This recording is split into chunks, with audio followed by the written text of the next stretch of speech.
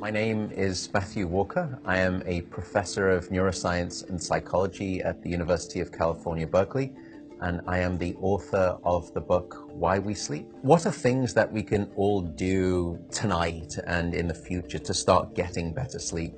Well, beyond carving out a non-negotiable 8-hour sleep opportunity, there are probably at least 5 things that we can do.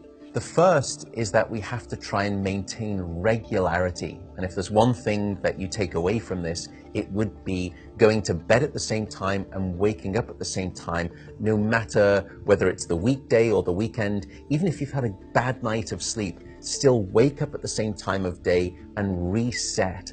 The second thing is that we are a dark-deprived society in this modern era, and we need darkness in the evening to allow the release of a hormone called melatonin. And melatonin helps the healthy timing of our sleep. So try to dim down half the lights in your home in the hour before bed. Stay away from screens, especially those LED screens. They emit blue light that actually puts the brakes on melatonin. And those blue light emitting devices fool your brain into thinking that it's still daytime, even though it's nighttime and you want to get to sleep. The third key ingredient is to keep it cool. Many of us actually have a bedroom that's too warm in terms of temperature. So an optimal temperature is about 68 degrees Fahrenheit or about 18.5 degrees Celsius.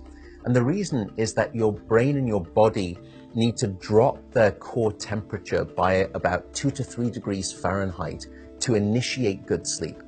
And that's the reason that you will always find it easier to fall asleep in a room that's too cold than too hot. So having a cool room actually takes your brain and body in the right temperature direction to get good sleep. The fourth critical factor is actually avoiding alcohol and caffeine. Unfortunately, this makes me deeply unpopular, but alcohol is perhaps the most misunderstood drug when it comes to sleep. People think that it helps them fall asleep. That's not actually true. Alcohol is a class of drugs that we call the sedatives. And what you're doing is just knocking your brain out. You're not putting it into natural sleep. We also know that alcohol will fragment your sleep, so you'll wake up many more times throughout the night. And alcohol is also a very potent chemical for blocking your dream sleep or your rapid eye movement sleep. Caffeine is also a problem. Many of us know that caffeine can keep us awake. It's an alerting chemical. It's a stimulant in terms of a class of drugs. But few people know that even if you can have a cup of coffee after dinner and you fall asleep fine and maybe you stay asleep, the depth of the deep sleep that you have when there is caffeine within your brain isn't as deep as when you have abstained from that cup of coffee after dinner. So as a consequence, you wake up the next morning, you feel unrefreshed, and you don't remember waking up or having a difficult time falling asleep, but now you find yourself reaching for 2 or 3 cups of coffee in the morning, and you develop this dependency, this addiction cycle.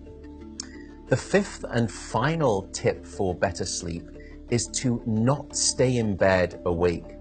So if you haven't fallen asleep within 20 or so minutes, or you've woken up and you're finding it difficult to fall back asleep, don't stay in bed awake. The reason is that your brain very quickly starts to learn the association between your bed being about the place that you're awake rather than your bed being about sleep. So the advice is to get up, go to another room, and in dim light, just read a book. No screens, no email checking, no food.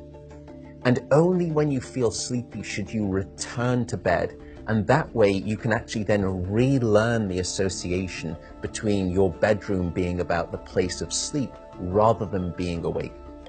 I should also note that some people don't like the idea of getting up and going out to a different room if it's dark and they're warm in bed.